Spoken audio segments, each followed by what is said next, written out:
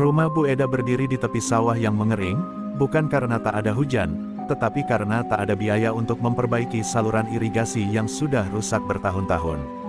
Tembok rumah itu lusuh, penuh bekas noda lembab seperti peta yang berubah setiap musim. Di ruang tengah hanya ada satu kursi kayu tua yang kaki sebelahnya diganjal batu bata, dan satu meja rotan yang sudah miring. Namun di rumah sederhana itulah Bu Eda, suaminya, dan dua anaknya bertahan hidup setiap hari. Setiap pagi sebelum matahari bangun, Bu Eda sudah berdiri di dapur. Ia menyalakan kompor kayu, karena gas sudah habis sejak 2 minggu lalu. Sesekali ia meniup bara sambil batuk pelan, berharap nasi yang direbusnya cukup untuk sarapan. Anaknya yang bungsu sering bertanya, "Bu, nanti makan lauk apa?" Dan Bu Eda hanya tersenyum, menyembunyikan keresahan di balik senyumnya yang letih. Suaminya, Asep, duduk di teras depan sambil merapikan parang yang sudah tumpul. Ia dulu bekerja sebagai buruh bangunan di kota, tetapi proyek memburuk dan upah tak dibayar penuh. Sejak saat itu, kehidupan keluarga kecil itu penuh ketidakpastian. Utang di warung terus bertambah, dan nama mereka sudah dicatat di buku panjang yang warna halamannya mulai pudar. Di kampung, tetangga mengetahui Bu Eda sebagai perempuan yang tidak pernah mengeluh. Ia sering membantu siapapun yang membutuhkan, bahkan ketika dirinya sendiri kekurangan. Tetapi malam hari, saat semua tertidur, Bu Eda menangis diam-diam di sudut ruang tamu. Tangis itu hanya didengar oleh dinding lusuh dan angin yang masuk melalui jendela tanpa kaca. Suatu sore, ketika mereka tak punya lagi uang untuk membeli beras, anak sulungnya pulang sekolah sambil membawa pengumuman, iuran untuk buku dan seragam baru. Bu Eda hanya bisa memegangi kertas itu dengan tangan bergetar. Ia takut melihat masa depan yang makin jauh dan gelap, seperti lorong panjang tanpa ujung. Asep mencoba menghibur istrinya, tetapi dalam hatinya sendiri, ia sama takutnya. Malam itu, desa mereka diguyur hujan deras. Atap yang bocor membuat air menetes terus-menerus, membasahi tikar tempat mereka biasa tidur. Bu Eda menampung air hujan dengan ember, tetapi kebocoran ada di mana-mana. Anak-anak terbangun karena dingin, dan Bu Eda memeluk mereka erat, seolah ingin memperbanyak kehangatan di tengah segala kekurangan. Di dalam pikirannya, Bu Eda mulai terbersit satu keinginan yang selama ini ia tolak, pergi bekerja ke luar negeri. Ia pernah mendengar cerita tentang seseorang di desa sebelah yang pulang membawa uang cukup untuk membangun rumah. Namun ia juga mendengar kisah yang mengerikan. Ia takut, tetapi ia lebih takut pada kenyataan bahwa anak-anaknya kelak tidak bisa sekolah karena kemiskinan.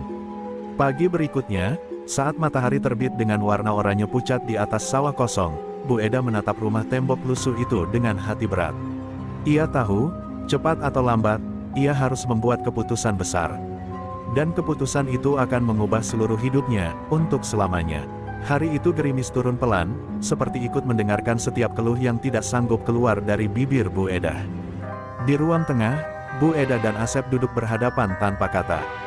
Di antara mereka ada selembar brosur usang dari sebuah agen penyalur TKW. Brosur itu sudah kusut, bekas dilipat hingga puluhan kali, seolah menjadi saksi bisu dari kegelisahan yang terus berulang selama berhari-hari. Di sudut kertas tertulis janji-janji manis, gaji besar, penginapan nyaman, majikan baik, masa depan cerah. Tapi Bu Eda tidak bisa percaya begitu saja, terlalu banyak cerita yang ia dengar bertolak belakang dengan tulisan itu.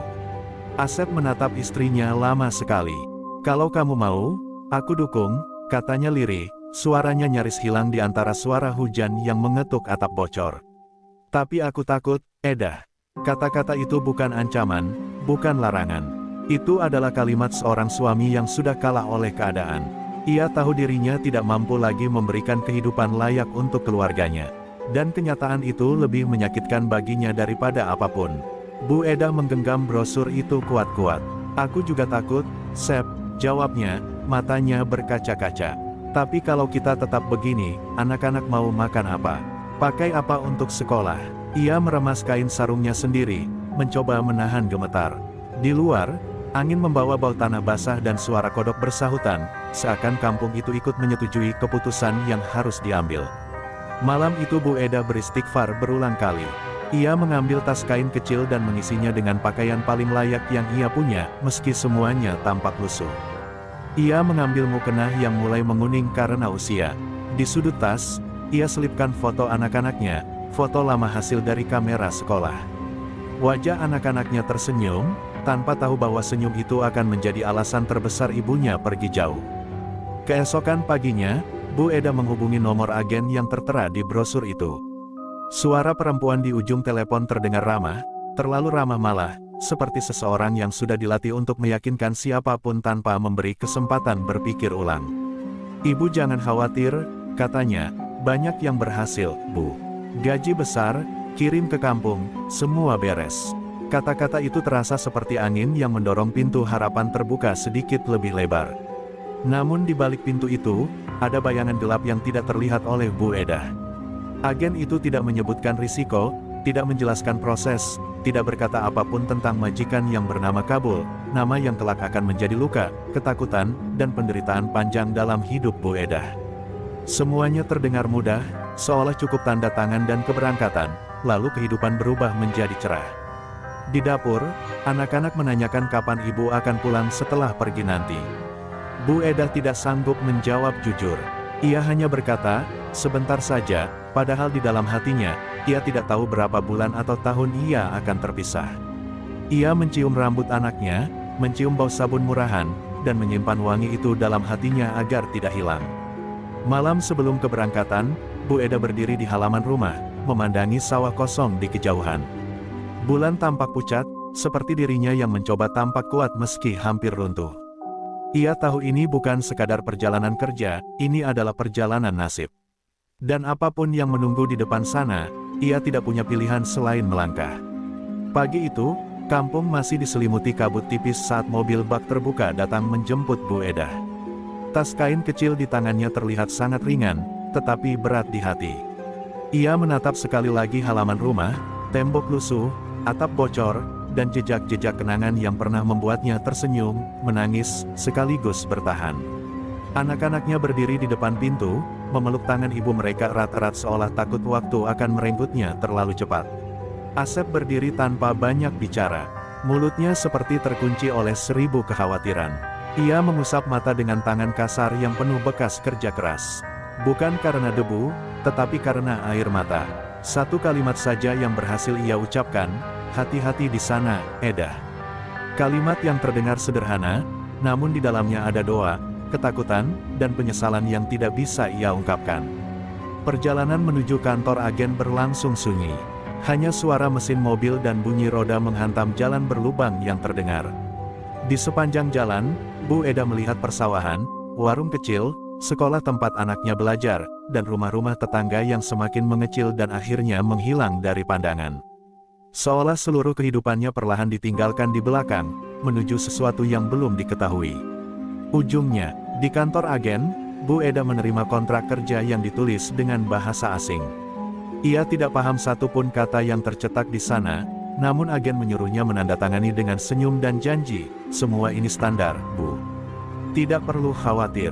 Pada detik itu, tanpa ia sadari, ia sedang menandatangani pintu menuju kisah kelam yang akan mengubah seluruh hidupnya. Waktu keberangkatan semakin dekat. Di bandara, Bu Eda duduk sendirian di ruang tunggu keberangkatan, memeluk tas kecilnya seperti memeluk seluruh harapan. Pesawat di luar jendela terlihat dingin dan besar, seolah siap membawa siapa saja pergi jauh tanpa janji membawa mereka kembali dalam keadaan sama.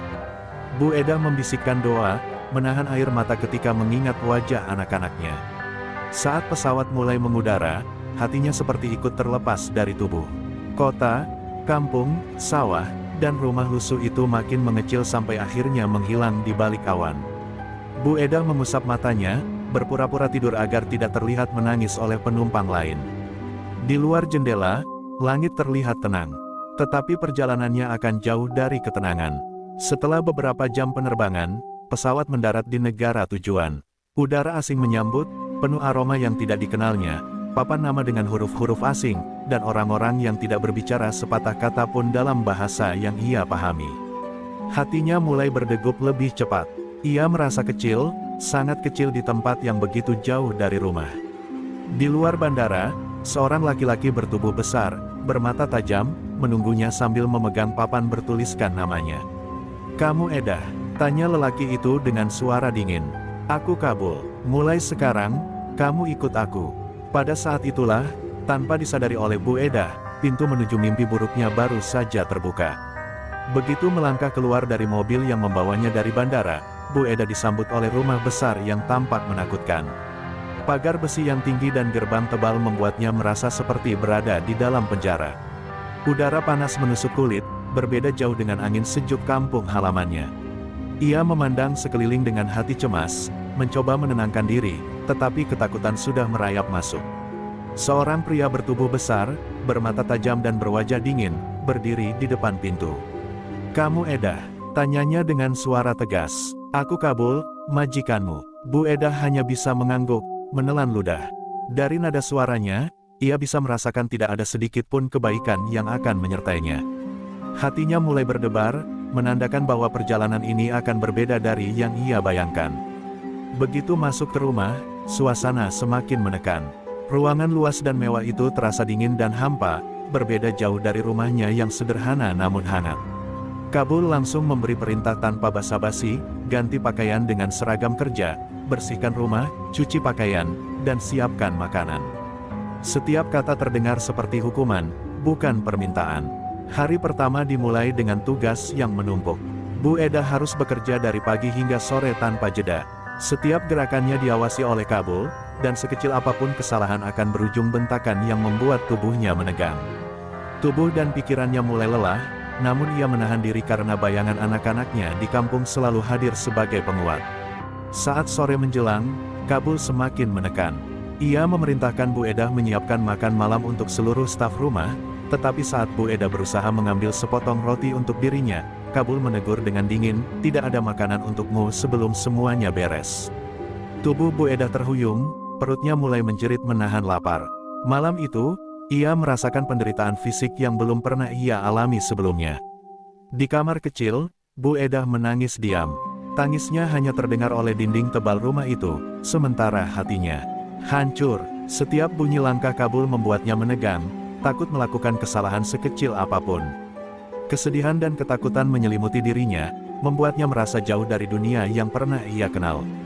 Namun di tengah ketakutan itu, Bu Eda mencoba menenangkan diri dengan mengingat kampung halamannya. Ia membayangkan anak-anaknya, rumah tembok lusuhnya, dan aroma sawah di pagi hari.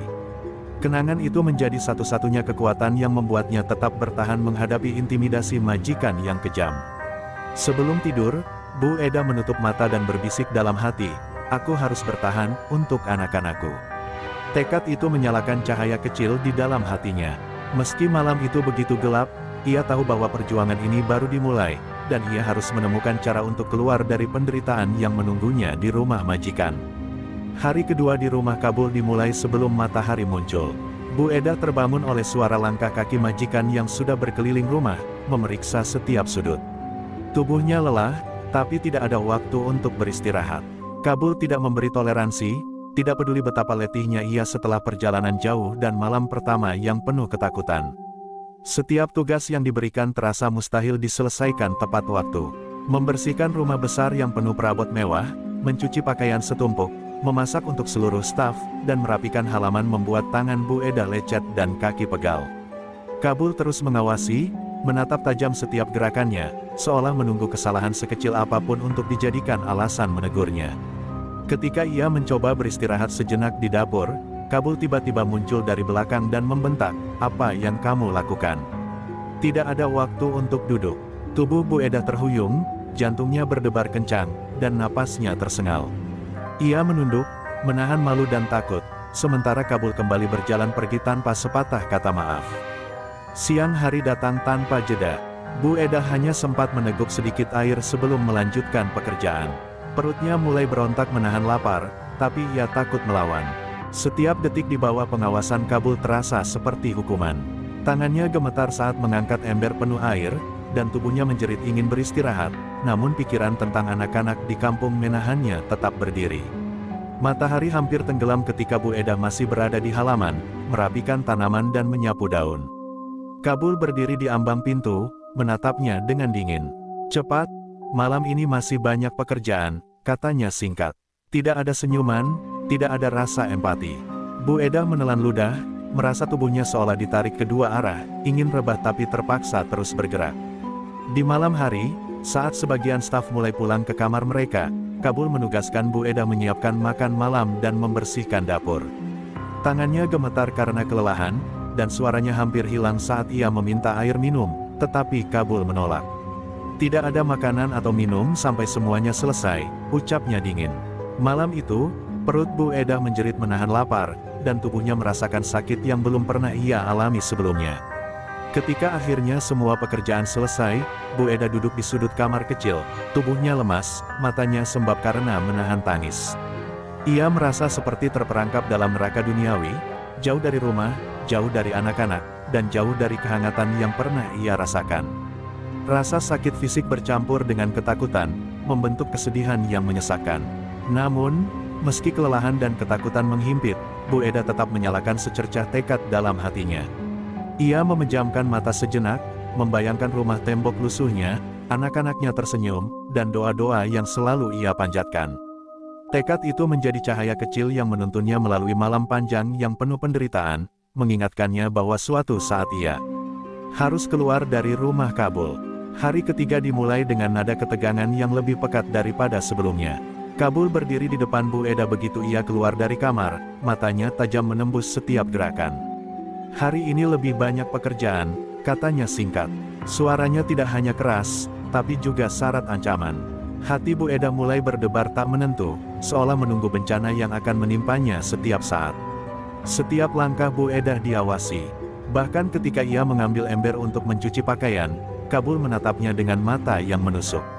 Satu kesalahan kecil, seperti menumpahkan air, membuatnya dibentak hingga tubuhnya gemetar.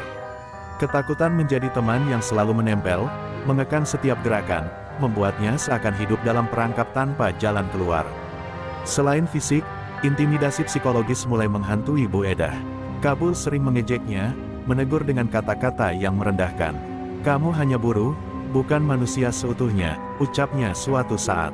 Kata-kata itu menusuk hati Bu Eda lebih dalam daripada capek atau lapar. Ia menunduk, menahan air mata, dan menelan segala hinaan demi bisa bertahan hidup.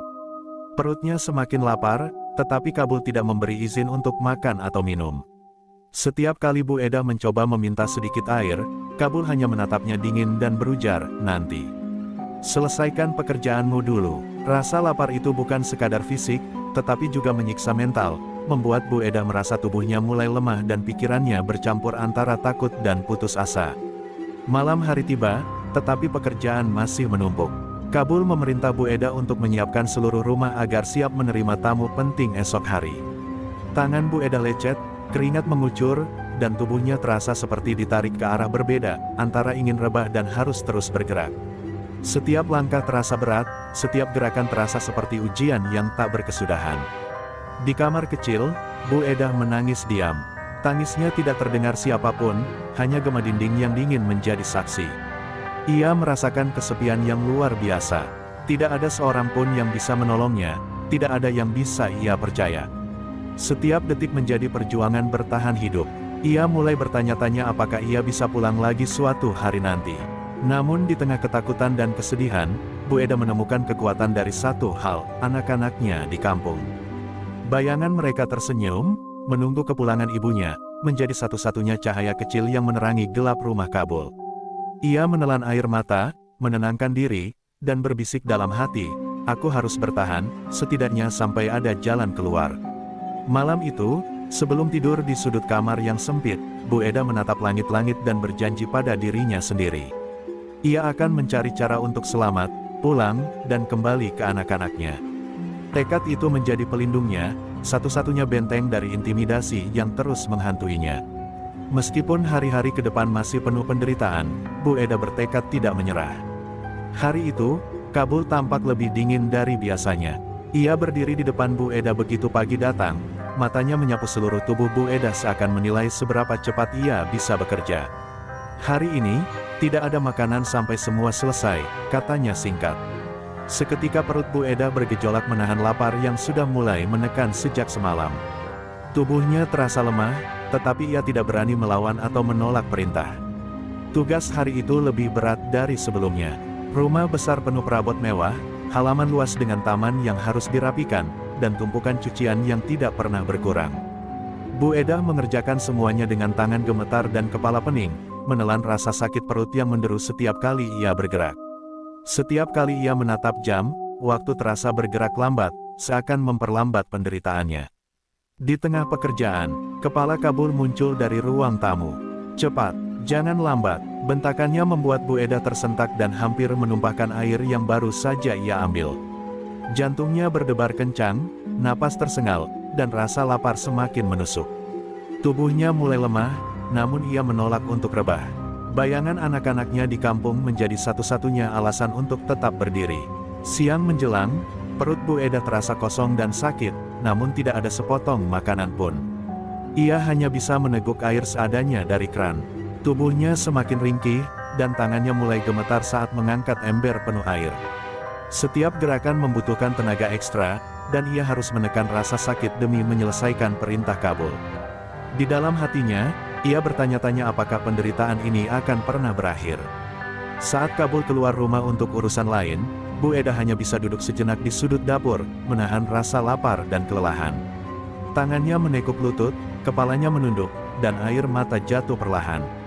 Ia merasa seperti tubuhnya mulai menyerah, tetapi hatinya tetap menolak. Ia terus mengulang doa-doa untuk anak-anaknya, berharap ada pertolongan dari Tuhan yang akan datang. Malam hari, Kabul kembali memerintahkan Bu Eda menyiapkan makan malam dan membersihkan dapur. Tubuhnya nyaris roboh, namun ia tetap bekerja, menahan rasa lapar dan haus. Hatinya terasa hampa, kesepian mengikat setiap napas. Ia berbisik dalam hati, "Aku harus bertahan, ini hanya sementara. Anak-anakku menungguku pulang." Doa itu menjadi satu-satunya kekuatan yang menuntunnya. Ketika akhirnya malam semakin larut, Bu Eda duduk di kamar sempitnya, perut kosong dan tubuh lelah. Tubuhnya terasa panas dan lemas, kulitnya kering, namun tekadnya tetap menyala. Ia mengingat rumahnya di kampung, rumah tembok lusuh tempat tawa dan tangis anak-anaknya pernah menjadi teman. Kenangan itu menyalakan keberanian dalam dirinya, memberi sedikit cahaya di tengah penderitaan. Meski tubuhnya hampir menyerah, hati Bu Eda tetap menolak tunduk pada kejamnya majikan. Ia menutup mata dan membayangkan wajah anak-anaknya tersenyum, suara mereka memanggil ibunya. Tekad itu menjadi pelindungnya dari penderitaan fisik yang menyesakkan, dan di dalam diam malam, ia berjanji pada dirinya sendiri, suatu saat ia akan keluar dari rumah ini, kembali ke rumahnya, dan anak-anaknya. Pagi itu, Kabul masuk ke kamar Bu Eda dengan langkah berat dan wajah dingin. Tanpa peringatan, ia merampas tas kecil tempat Bu Eda menyimpan paspornya. "Mulai sekarang, semua dokumen milikmu ada padaku," katanya singkat. Bu Eda menatapnya dengan mata terbuka lebar, jantungnya seakan berhenti sejenak. Tindakan itu membuatnya sadar, ia kini benar-benar terperangkap dan tidak bisa pergi begitu saja. Rasa takut merayap lebih dalam. Setiap gerak Bu Eda sekarang harus hati-hati, setiap langkahnya diawasi dengan tajam. Ia tidak hanya bekerja keras untuk memenuhi perintah Kabul, tetapi juga harus memikirkan risiko sekecil apapun. Pikirannya dipenuhi ketegangan, seperti berada di tepi jurang yang tidak terlihat dasar jatuhnya. Hari itu Kabul semakin menekan. Ia sering muncul di ruang tamu atau dapur tanpa pemberitahuan, memeriksa pekerjaan Bu Eda dengan tatapan yang tajam. Satu kesalahan kecil, seperti pakaian yang tidak disetrika rapi atau meja yang tidak bersih sempurna, menjadi alasan bentakan yang membuat tubuh Bu Eda gemetar. Hatinya mulai terasa hancur karena setiap kata Kabul terasa seperti pukulan yang tak terlihat. Setiap kali Bu Eda ingin menelepon keluarga atau meminta bantuan, rasa takut muncul. Tanpa paspor, ia tidak bisa pergi kemanapun. Tidak ada jalan untuk melarikan diri. Malam itu, duduk di sudut kamar, Bu Eda merasakan kesepian yang paling dalam. Ia menutup mata dan membayangkan rumah di kampung, aroma tanah basah dan tawa. Anak-anak, seolah itu satu-satunya pelindung dari teror yang menimpanya. Lapar yang terus-menerus menekan tubuhnya membuat hari-hari semakin berat. Tubuh Bu Eda semakin kurus, lemas, dan kulitnya mulai pucat. Namun meski fisiknya melemah, pikirannya terus berputar, mencari cara untuk bertahan. Ia tahu, menyerah sama dengan mati secara perlahan di rumah Kabul.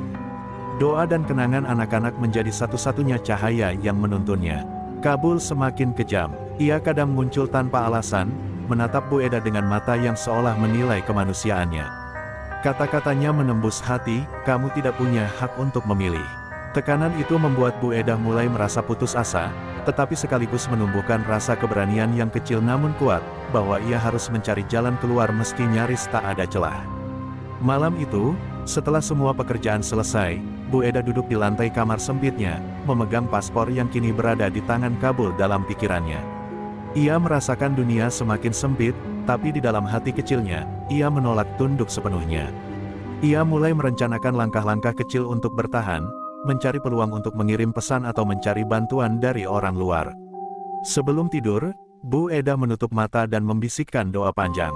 Tuhan, tunjukkan jalanku, lindungi aku, lindungi anak-anakku.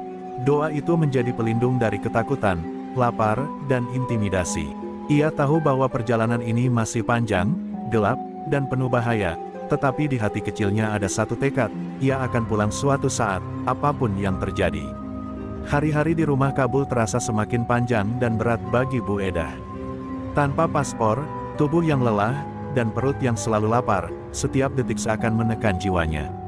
Ia mulai merasakan bahwa harapan untuk pulang mungkin terlalu jauh. Pikirannya dipenuhi rasa takut dan rasa putus asa yang perlahan menggerogoti keberanian yang selama ini menemaninya. Di tengah kesendirian, Bu Eda mencoba mengingat kampung halamannya, rumah lusuh yang sederhana namun penuh cinta. Bayangan anak-anaknya yang tersenyum, suara tawa mereka, dan aroma sawah di pagi hari menjadi satu-satunya penghibur. Namun kini, kenangan itu terasa jauh, seolah berada di ujung dunia, dan membuatnya menangis diam-diam di kamar sempitnya. Kabul semakin kejam, setiap hari ia memberikan tugas yang menumpuk tanpa jeda, menatap dengan mata yang menusuk, dan kadang mengejek Bu Eda dengan kata-kata yang merendahkan. Kamu tidak pantas untuk meminta hak apapun, katanya suatu hari. Kata-kata itu menimbulkan luka di hati Bu Eda, membuatnya merasa tidak ada jalan keluar, dan semakin menegaskan bahwa ia terjebak.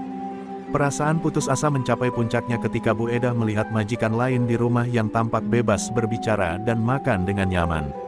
Ia sadar bahwa hidupnya sangat berbeda, diperbudak dalam diam, diperlakukan tidak manusiawi. Tubuhnya lelah, fisiknya hampir menyerah, dan hatinya mulai goyah. Namun, di tengah kegelapan itu, satu benih kecil tekad tetap hidup, ia harus bertahan untuk anak-anaknya. Di malam yang sepi, Bu Eda menemukan secercah peluang. Seorang teman sesama TKW memberinya petunjuk bagaimana cara menyembunyikan pesan di dalam barang-barang yang akan dikirim keluar rumah. Ia tahu ini berisiko besar, jika ketahuan Kabul, konsekuensinya bisa lebih buruk. Namun rasa rindu dan tekad pulang mengalahkan ketakutannya.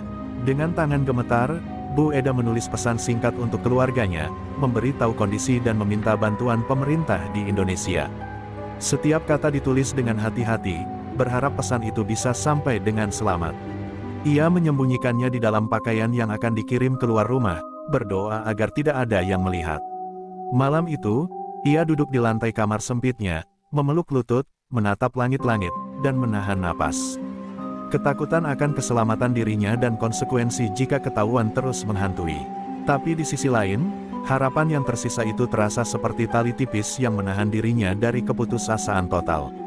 Sebelum tertidur, Bu Eda berbisik dalam hati, aku harus bertahan, meski harapan hampir hilang, aku tidak boleh menyerah. Doa itu menjadi pelindungnya dari ketakutan dan penderitaan. Malam itu, di antara tangis dan kelelahan, satu hal jelas di benaknya, ia akan melakukan segala cara untuk bisa pulang, kembali ke anak-anak dan rumahnya, apapun risiko yang menunggu. Pagi itu, Bu Eda menyiapkan diri dengan hati-hati. Ia harus berhati-hati dalam setiap gerakan karena Kabul semakin waspada. Setiap langkahnya diawasi, dan satu kesalahan saja bisa berakibat buruk. Namun dorongan rindu dan tekad pulang membuatnya lebih berani dari sebelumnya. Hari ini, ia akan mencoba menyelundupkan pesan rahasia kepada dunia luar. Ia mengambil selembar kertas kecil dan menulis dengan rapi. Pesan itu berisi kondisi dirinya, permintaan bantuan, serta informasi yang bisa membantu keluarganya menghubungi pihak berwenang. Tangannya gemetar karena takut ketahuan, tapi ia menahan napas dan terus menulis. Setiap kata seperti menumpahkan seluruh penderitaan dan rasa rindu yang menumpuk selama berhari-hari. Dengan hati-hati, Bu Eda menyelipkan pesan itu di lipatan pakaian yang akan dikirim keluar rumah oleh staf lain. Ia menahan napas, memastikan tidak ada yang melihat gerakannya. Rasa takut mencekam, seolah setiap detik adalah jebakan. Namun ia tahu, Kesempatan ini mungkin satu-satunya jalan untuk mendapatkan pertolongan dan kembali ke kampung halaman. Siang itu, ketika Kabul sedang berada di ruang tamu, Bu Eda memanfaatkan kesempatan untuk memeriksa kembali lipatan pakaian tempat pesan disembunyikan. Jantungnya berdetak kencang, tubuhnya dingin, tapi ia lega karena pesan masih aman. Ia menutup mata sejenak, membayangkan anak-anaknya yang menunggu di rumah, dan merasakan keberanian kecil mulai muncul kembali di hati. Sore menjelang, pakaian yang membawa pesan akhirnya diambil oleh staf lain yang bertugas mengantarnya keluar rumah. Bu Eda menahan napas, berharap pesan itu tidak ketahuan oleh Kabul. Ia tahu, jika terungkap, konsekuensinya bisa jauh lebih buruk daripada yang telah ia alami. Malam ini, rasa cemas dan harapan bercampur menjadi satu. Di kamar sempitnya, Bu Eda duduk memeluk lutut, menunggu kabar. Hatinya dipenuhi campuran rasa takut dan harapan. Setiap suara langkah kaki membuatnya menegang. Namun satu hal yang pasti, ia telah berani melakukan sesuatu untuk menyelamatkan diri. Tindakan kecil itu menjadi simbol tekadnya untuk bertahan dan pulang. Malam itu, sebelum tidur, Bu Eda berbisik dalam hati, semoga pesan ini sampai, semoga ada yang menolongku. Tangannya yang lelah mengusap wajah, mencoba menenangkan diri. Meski kelelahan dan lapar terus menekan, hatinya merasakan secercah cahaya, harapan yang mungkin akan mengubah segalanya. Ia menutup mata, membayangkan kampung halaman, rumah tembok lusuh, dan senyum anak-anaknya. Tekad untuk pulang semakin kuat, lebih dari sebelumnya. Dalam kesunyian malam, Bu Eda percaya bahwa suatu hari nanti, keadilan akan datang, dan ia akan bisa kembali ke pelukan keluarganya, meninggalkan penderitaan yang telah membelenggunya di rumah Kabul. Beberapa hari setelah pesan tersembunyi dikirim, Bu Eda masih menunggu dalam ketakutan. Tiap langkah Kabul terdengar seperti ancaman yang akan menghancurkan harapannya. Namun di sisi lain, hatinya mulai menguat karena ia percaya bahwa pesan itu mungkin sampai ke pihak yang bisa menolongnya. Setiap malam, ia menutup mata dan membayangkan wajah anak-anaknya, berdoa agar kabar baik segera datang. Di Jawa Barat, pesan Bu Eda akhirnya sampai ke tangan keluarga dan pihak berwenang. Asep, suaminya, hampir tidak percaya ketika membaca tulisan istrinya. Air mata berlinang, hatinya campur aduk antara lega dan cemas. Segera, ia menghubungi aparat pemerintah setempat untuk melaporkan kondisi Bu Eda dan meminta pertolongan. Setiap detik terasa penting, mereka tidak ingin menunggu terlalu lama. Pihak pemerintah Jawa Barat, termasuk tim khusus yang bertugas menangani TKW bermasalah di luar negeri, langsung bergerak cepat. Mereka mengumpulkan informasi, mempersiapkan dokumen hukum, dan membuat rencana agar Bu Eda bisa segera dibebaskan. Tekad mereka kuat, keselamatan Bu Eda menjadi prioritas utama. Asep merasa sedikit lega, mengetahui bahwa perjuangan istrinya tidak sia-sia. Di rumah Kabul, Bu Eda mulai merasakan ketegangan berbeda. Ia melihat gerakan orang asing di luar, yang seolah memperhatikan rumah besar itu dari kejauhan. Namun ia tidak tahu bahwa itu adalah tim pemerintah dan relawan yang sedang mengatur strategi untuk menolongnya. Hatinya tetap waspada, namun ada rasa samar yang membisikkan bahwa bantuan mungkin datang lebih cepat dari yang ia bayangkan. Kabul mulai curiga karena beberapa staf tampak gelisah dan bergerak berbeda dari biasanya. Ia memeriksa setiap sudut rumah dan bertanya-tanya apakah ada rahasia yang disembunyikan. Bu Eda menahan napas, mencoba bersikap biasa, meski hatinya berdegup kencang. Ia tahu, jika Kabul mengetahui rencana bantuan, keadaan bisa menjadi lebih berbahaya. Malam itu, Bu Eda duduk di sudut kamar sempitnya, memikirkan anak-anak dan kampung halaman. Bayangan rumah tembok lusuh dan tawa anak-anak menjadi pelindung sekaligus kekuatan. Ia menyadari bahwa keberaniannya untuk mengirim pesan tersembunyi adalah titik balik. Untuk pertama kalinya, harapan pulang mulai terasa nyata di hatinya. Sementara itu, di Jawa Barat, Kang Deddy Mulyadi, sebagai pemimpin dan gubernur yang peduli terhadap nasib warganya, memantau seluruh proses evakuasi. Ia memerintahkan langkah cepat, memastikan tim hukum dan diplomatik siap bertindak. Semua pihak memahami bahwa waktu adalah faktor kritis untuk menyelamatkan Bu Eda dari penderitaan yang berkepanjangan. Di tengah malam yang sunyi, Bu Eda menutup mata dengan hati penuh doa. Ia merasakan secercah harapan yang menembus gelap rumah Kabul. Meski ketakutan dan lelah masih menyelimuti tubuhnya, ia yakin bahwa pertolongan sedang dalam perjalanan. Sekarang, Langkah menuju kebebasan dan reuni dengan keluarganya di kampung halaman mulai terasa semakin dekat. Kabar tentang kondisi Bu Eda akhirnya sampai ke telinga Kang Deddy Mulyadi, Gubernur Jawa Barat yang dikenal tegas dan peduli pada warganya. Mendengar bahwa seorang warga Jawa Barat disiksa di luar negeri membuat hatinya panas. Ia tidak bisa tinggal diam. Segera, ia memerintahkan tim khusus untuk memantau kasus Bu Eda, memastikan langkah hukum dan evakuasi bisa dilakukan secepat mungkin. Di kantornya, Kang Deddy menatap layar monitor yang menampilkan laporan dari staf di lapangan. Ia mendengarkan dengan seksama setiap detil kondisi Bu Eda, mulai dari intimidasi, kelaparan, hingga paspornya yang disita oleh majikan. Tekadnya bulat, tidak akan ada kompromi. Bagi Kang Deddy, keselamatan warganya adalah harga mati yang harus ditegakkan. Sementara itu, Asep dan keluarga Bu Eda di kampung menyambut kabar bahwa gubernur sudah mengetahui kondisi Bu Eda. Harapan mereka kembali hidup. Mereka menghubungi Kang Deddy melalui jalur resmi, memberikan informasi tambahan, dan menekankan urgensi penyelamatan. Kang Deddy mendengarkan setiap kata dengan penuh perhatian, memastikan tidak ada detail yang terlewat. Di luar negeri, tim pemerintah dan relawan yang mendapat arahan Kang Deddy mulai mengatur strategi. Mereka mempelajari rumah Kabul, pola pergerakannya, dan jadwal majikan.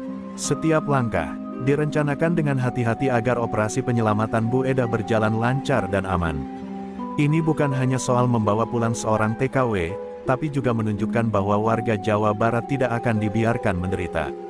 Kembali di rumah Kabul, Bu Eda merasa ada yang berbeda. Beberapa staf terlihat gugup dan saling bertukar pandang. Ia menduga sesuatu sedang terjadi, meski tidak tahu pasti. Ia menahan napas, berusaha tetap tenang, dan berharap bahwa usaha kerasnya selama ini, termasuk pesan tersembunyi yang dikirim, mulai membuahkan hasil. Kang Deddy tidak hanya mendengar, tapi juga bergerak cepat. Ia mengontak pihak diplomatik dan hukum di negara tempat Bu Eda berada, memastikan semua prosedur dipatuhi, namun tetap menekan agar majikan tidak bisa mengulur waktu. Kecepatan dan ketegasannya memberi keyakinan bahwa penyelamatan Bu Eda bukan lagi sekadar harapan, tapi langkah nyata yang segera terwujud. Di kampung halaman, Asep dan anak-anak terus menunggu kabar, menatap jalan desa seolah setiap mobil yang melintas bisa membawa berita tentang ibunya. Mereka menahan napas setiap kali telepon berdering.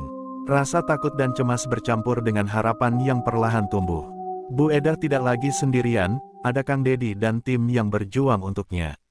Malam itu, Bu Eda duduk di sudut kamar, menutup mata dan merasakan getaran harapan. Ia membayangkan wajah Kang Deddy dan tim yang mungkin sedang bergerak untuk menyelamatkannya. Hati kecilnya menyalakan tekad yang lebih besar, bertahan sampai pertolongan datang, dan akhirnya bisa pulang ke rumah tembok lusuhnya, ke pelukan Asep dan anak-anak tercinta. Pagi itu, tim gubernur yang dipimpin Kang Deddy Mulyadi akhirnya tiba di rumah Kabul. Udara tegang terasa di sekeliling rumah besar yang tampak angkuh itu. Staf rumah yang sebelumnya terlihat santai kini gugup, menyadari bahwa sesuatu sedang terjadi. Bu Eda menatap dari jendela kamar sempitnya, jantungnya berdegup kencang, sulit percaya bahwa pertolongan akhirnya datang. Kang Deddy turun dari mobil dengan langkah tegas, diikuti tim hukum dan diplomat. Ia tidak menunjukkan rasa takut sedikit pun, menatap rumah besar itu dengan mata tajam. Suaranya terdengar tegas ketika memberi instruksi, "Kami di sini untuk menyelamatkan Bu Eda. Tidak ada kompromi, semua yang menghalangi akan bertanggung jawab." Nada itu menimbulkan getaran di udara, membuat Kabul merasakan tekanan yang belum pernah ia alami. Di dalam rumah, Kabul mulai panik. Ia menyadari kehadiran tim resmi yang tidak bisa ia intimidasi. Stafnya berbisik-bisik, takut terhadap konsekuensi jika menentang tim gubernur. Bu Eda duduk di kamar sempit, menahan napas, menatap pintu seolah ingin memastikan apa yang akan terjadi. Hatinya penuh harap sekaligus takut, apakah semua ini benar-benar nyata. Kang Deddy dan timnya mulai bernegosiasi dengan Kabul, menyampaikan hak-hak Bu Eda dan menuntut agar ia dibebaskan segera. Kabul mencoba bersikap arogan, mengancam dengan nada tinggi, tapi Kang Deddy tetap tenang dan tidak tergoyahkan. Ia menekankan bahwa tindakan penyiksaan dan penahanan tanpa paspor adalah pelanggaran hukum internasional dan Indonesia akan menindak tegas. Situasi mulai memanas. Kabul menutup mulutnya seakan menahan amarah, sementara tim gubernur menyiapkan dokumen hukum dan bukti yang diperlukan. Staf yang dulu takut kini mulai menyadari bahwa tindakan mereka akan diawasi, dan jika menentang hukum, mereka juga bisa kena sanksi. Tekanan dari tim gubernur semakin membuat rumah itu terasa mencekam.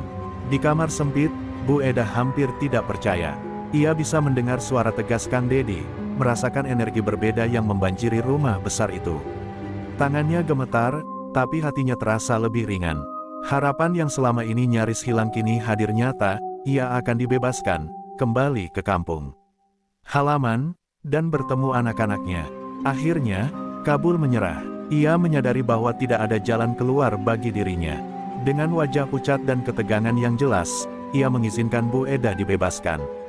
Tim gubernur bergerak cepat, memeriksa dokumen, memastikan keselamatan Bu Eda, dan menyiapkan transportasi pulang. Semua langkah dilakukan dengan cermat, memastikan tidak ada risiko bagi korban. Bu Eda melangkah keluar dari kamar sempitnya dengan hati yang campur aduk, lega, bahagia, dan takjub. Ia menatap Kang Dedi, tim gubernur, dan tim hukum, merasakan rasa syukur yang luar biasa. Tangis kebahagiaan menetes di pipinya saat menyadari bahwa ia akhirnya selamat dari penderitaan, dan langkah tegas yang diambil Kang Dedi telah mengubah hidupnya selamanya. Pagi itu, udara di sekitar rumah Kabul terasa tegang. Tim Gubernur Jawa Barat, dipimpin Kang Dedi Mulyadi, bersama aparat hukum dan diplomat internasional, memulai penggerebekan secara resmi. Semua gerakan terkoordinasi dengan rapi, tujuan utamanya adalah memastikan Bu Eda selamat dan sekaligus menindak majikan yang kejam itu sesuai hukum. Rumah besar yang selama ini menakutkan kini menjadi panggung konfrontasi. Kabul berdiri di tengah ruang tamu, wajahnya memucat. Ia tidak menyangka akan menghadapi tekanan langsung dari tim resmi. Staf yang sebelumnya menunduk kini terlihat bingung dan takut, sadar bahwa mereka juga bisa terseret akibat tindakan majikan mereka. Kabul mencoba menegaskan otoritasnya, tapi tidak ada yang mengindahkan. Suasana rumah dipenuhi ketegangan luar biasa. Di kamar sempitnya, Bu Eda menahan napas. Ia bisa mendengar suara langkah tim gubernur, suara Kang Dedi yang tegas menuntut pembebasannya. Jantungnya berdetak cepat, campuran antara ketakutan akan kemungkinan kekerasan dan harapan untuk akhirnya bebas. Tangannya gemetar saat ia berdiri, merasakan energi perubahan yang begitu kuat. Tim gubernur mulai menegur Kabul secara resmi, menunjukkan bukti penyiksaan, intimidasi, dan penahanan paspor. Kabul mencoba membantah, namun bukti-bukti yang ada tidak bisa diabaikan. Kang Dedi dengan tegas menyatakan bahwa tindakan seperti itu adalah pelanggaran hukum internasional dan Indonesia akan menindak keras. Kabul semakin panik, menyadari tidak ada jalan untuk melawan hukum. Staf rumah yang sebelumnya takut kini mulai kooperatif. Mereka memberi informasi tentang jadwal dan rutinitas rumah, yang membantu tim gubernur memastikan keselamatan Bu Eda. Situasi semakin terkendali, dan setiap langkah dilakukan dengan cermat agar tidak ada korban lain yang terluka. Tekanan hukum dan kehadiran tim resmi membuat rumah itu seolah berubah suasana dari sarang ketakutan menjadi arena pengadilan hidup. Bu Eda, dengan bantuan tim gubernur, mulai diarahkan keluar rumah. Rasa lega mulai terasa di tubuhnya, meski ketegangan masih tersisa di hatinya. Setiap langkah menuju pintu keluar adalah simbol kebebasan yang selama ini diidamkannya. Ia menatap langit, menarik napas dalam, merasakan udara segar yang begitu berbeda dari hari-hari kelam sebelumnya. Kabul, yang kini kehilangan kendali, hanya bisa melihat. Tim hukum mulai mendokumentasikan seluruh proses, memastikan bahwa tindakan kejahatan yang dilakukannya tidak akan luput dari hukum. Ia tahu bahwa konsekuensi akan segera menghampirinya, dan keangkuhannya yang selama ini menindas orang lain kini berbalik menjadi jeratan sendiri. Ketika Bu Eda akhirnya menjejakkan kaki di halaman rumah, tim gubernur menenangkan dan memeluknya sebentar. Tangis bahagia pecah, campuran lega dan rasa syukur yang luar biasa. Kang Dedi berdiri di sampingnya, menatap Bu Eda dan berkata, "Sekarang, kamu aman. Saatnya pulang ke rumah dan keluarga tercinta." Dalam sekejap, rasa takut yang menumpuk selama berhari-hari berubah menjadi kebahagiaan yang tak terkira. Begitu kaki Bu Eda menjejakkan halaman rumah Kabul, rasa lega dan harapan langsung menyelimuti dirinya. Udara segar menyapa wajahnya, mengusir sebagian rasa takut yang telah menumpuk selama berhari-hari. Tangis bahagia meleleh di pipinya, campuran antara kelelahan, kebahagiaan, dan rasa syukur. Ia merasakan bahwa penderitaan panjangnya akhirnya menemukan titik terang. Tim gubernur, yang dipimpin Kang Dedi Mulyadi, memastikan Bu Eda aman. Mereka memeriksa kondisi fisiknya, memberikan air dan makanan pertama setelah berhari-hari kelaparan. Bu Edah menelan dengan penuh rasa syukur, setiap teguk air dan gigitan makanan terasa seperti nikmat dunia yang tak ternilai. Tubuhnya yang lelah mulai pulih sedikit demi sedikit. Kabul dan staf yang menakutkan kini hanya bisa diam. Semua tekanan hukum menumpuk pada mereka, dan tindakan kejam yang dilakukan Kabul tidak bisa dibenarkan. Bu Edah menatap majikan yang selama ini menindasnya, tetapi hatinya kini lebih kuat. Ia tidak lagi takut. Rasa takut yang menghantui selama berhari-hari telah digantikan keberanian dan harapan untuk pulang. Perjalanan menuju mobil evakuasi terasa lambat namun indah bagi Bu Edah. Setiap langkah adalah simbol kebebasan yang selama ini ia impikan. Tangannya gemetar saat memegang pintu mobil, tetapi hatinya penuh tekad dan syukur. Kang Dedi menatapnya dengan hangat, berkata, "Sekarang kamu aman, Bu Edah. Tidak ada lagi yang bisa menyakitimu." Kata-kata itu seperti pelindung yang menguatkan hatinya. Di dalam mobil, Bu Edah menatap jendela, melihat rumah besar yang selama ini menjadi sarang penderitaannya mulai menjauh. Ia menutup mata dan menarik napas panjang, merasakan kelegaan yang luar biasa. Semua perasaan takut, lapar, dan tertekan perlahan digantikan oleh kebahagiaan sederhana. Ia akan segera pulang ke anak-anak dan suami tercinta. Selama perjalanan, tim gubernur memastikan keamanan dan kenyamanan Bu Edah. Mereka berbicara lembut, memberi semangat, dan memastikan ia tetap tenang. Bu Edah mendengar suara Kang Dedi yang menenangkan, membisikkan kata-kata penuh keyakinan. Dalam hatinya, ia merasa beruntung karena ada pemimpin yang peduli dan siap melindungi warganya dari penderitaan. Kepulangan menuju Jawa Barat kini menjadi kenyataan. Bu Edah membayangkan rumah tembok lusuhnya, anak-anak yang menunggu, dan tawa yang akan terdengar kembali di rumah sederhana itu. Harapannya tumbuh semakin kuat, seolah setiap kilometer perjalanan membawa dirinya lebih dekat pada kebahagiaan yang telah lama hilang. Malam itu, di dalam mobil, Bu Edah menutup mata dan menengadahkan doa panjang.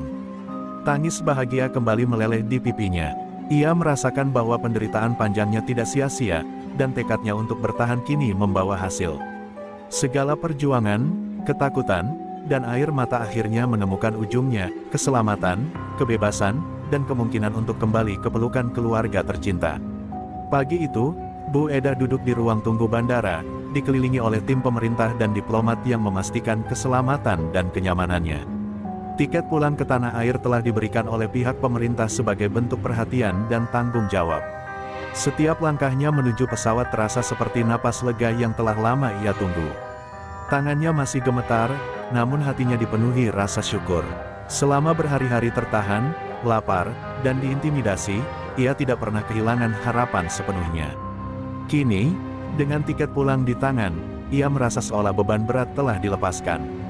Tekadnya untuk bertahan hidup membuahkan hasil yang nyata, kesempatan kembali ke anak-anak dan suami tercinta. Di pesawat, Bu Edah duduk sambil menatap jendela. Awan putih dan langit biru seakan memberi tanda bahwa penderitaan yang mengekangnya mulai berakhir. Ia menarik napas dalam-dalam, merasakan udara yang berbeda dari ruang sempit dan rumah penuh ketakutan sebelumnya. Setiap detik perjalanan terasa seperti hadiah bagi kesabarannya yang tak tergoyahkan. Kang Dedi Mulyadi dan tim pemerintah terus mendampinginya. Mereka memastikan semua dokumen lengkap, menjelaskan proses kepulangan, dan menenangkan Bu Edah jika rasa cemas muncul. Perhatian mereka membuat Bu Edah merasa dihargai dan dilindungi. Rasa takut perlahan digantikan oleh keyakinan bahwa ia akan segera bertemu keluarga di kampung halaman.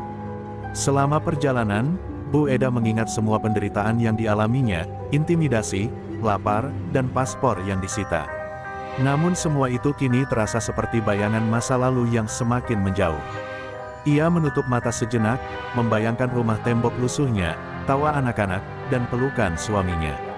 Bayangan itu menguatkan hatinya dan menyalakan api harapan yang telah lama redup. Tiba-tiba, suara awak kabin menyapa dan memberi informasi bahwa mereka segera mendarat di tanah air. Hati Bu Edah berdegup kencang, campuran antara tegang dan bahagia. Ia memikirkan momen pertama kali akan melihat Asep dan anak-anaknya lagi, dan betapa hangatnya pelukan yang akan menyambutnya. Semua penderitaan terasa sekejap hilang, digantikan oleh kebahagiaan yang luar biasa. Sesampainya di bandara, Bu Edah disambut tim pemerintah dan keluarga. Asep menatap istrinya dengan mata berlinang, langkahnya tergesa-gesa untuk memeluk Bu Edah. Anak-anaknya berlari ke arah ibu mereka, menangis bahagia dan memeluknya erat. Suasana haru menyelimuti bandara, rasa lega dan kebahagiaan tidak bisa diungkapkan dengan kata-kata. Dalam pelukan keluarga tercinta, Bu Edah meneteskan air mata campur bahagia dan syukur. Tiket pulang dari pemerintah bukan sekadar kertas, itu adalah jembatan antara penderitaan dan kebebasan. Ia menyadari bahwa keberanian, doa, dan tekadnya untuk bertahan telah membawanya kembali ke rumah, ke keluarga, dan ke kehidupan yang selama ini ia rindukan. Saat pesawat mendarat di tanah air, jantung Bu Edah berdegup kencang. Setiap detik terasa lambat, menunggu momen ketika ia benar-benar bisa memeluk keluarga yang selama ini dirindukannya. Tangannya menggenggam tas kecil yang berisi dokumen dan kenang-kenangan, sementara matanya mulai berkaca-kaca menahan campuran rasa bahagia dan haru. Begitu pintu keluar dibuka, Asep langsung berlari menghampirinya. Wajah suaminya memancarkan campuran lega, cemas, dan kebahagiaan yang sulit diungkapkan dengan kata-kata. Tanpa berkata sepatah kata pun, Asep memeluk Bu Edah erat. Tangis mereka bercampur, meleburkan semua rasa takut, cemas, dan rindu yang menumpuk selama berhari-hari. Anak-anaknya berlari ke arah Bu Edah, menangis bahagia.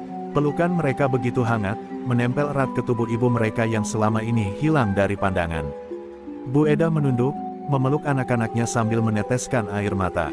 Tangis itu bukan sekadar kesedihan, tetapi campuran rasa syukur dan kebahagiaan yang luar biasa. Di sekitar bandara, orang-orang yang menyaksikan pemandangan itu ikut merasakan getaran emosional yang kuat. Tidak hanya sebuah reuni keluarga biasa, tetapi sebuah kemenangan atas penderitaan dan ketidakadilan. Bu Edah kini benar-benar aman, bebas dari intimidasi, kelaparan, dan ketakutan yang selama ini menghantui hidupnya. Kang Deddy Mulyadi dan tim pemerintah hadir di bandara, menyaksikan momen penuh haru itu. Mereka tersenyum, merasa lega karena usaha mereka membuahkan hasil. Kang Deddy mendekati Bu Edah dan berkata dengan lembut, "Sekarang kamu aman, Bu Edah. Tidak ada lagi yang bisa menyakitimu. Selamat pulang." Kata-kata itu menjadi pelindung dan penguat bagi hati Bu Edah. Bu Edah menatap wajah Kang Deddy dan timnya, meneteskan air mata syukur. Tanpa mereka, ia mungkin masih terjebak di rumah kabul, menderita dalam sepi. Ia menyadari bahwa keberanian untuk bertahan, doa yang terus-menerus, dan bantuan pihak berwenang adalah alasan mengapa ia bisa kembali ke pelukan keluarga. Perasaan terima kasih yang mendalam mengalir di hatinya. Suasana di bandara tetap hangat meski penuh haru. Bu Edah dan keluarganya berjalan menuju mobil yang akan membawa mereka pulang ke rumah tembok lusuh di kampung. Setiap langkah terasa ringan, seakan beban bertahun-tahun di pundak Bu Edah akhirnya hilang. Rasa lega dan damai menyelimuti hatinya, menandai awal baru dalam hidup yang lebih aman dan bahagia. Dalam mobil, Bu Edah menatap keluar jendela sambil memeluk anak-anaknya. Hati dan pikirannya dipenuhi rasa syukur, mengetahui bahwa perjalanan panjangnya dari penderitaan menuju kebebasan akhirnya mencapai tujuan. Tangis di bandara bukan hanya air mata kesedihan, tetapi simbol kemenangan, keberanian, dan harapan yang tidak pernah padam, meski dalam situasi tergelap sekalipun.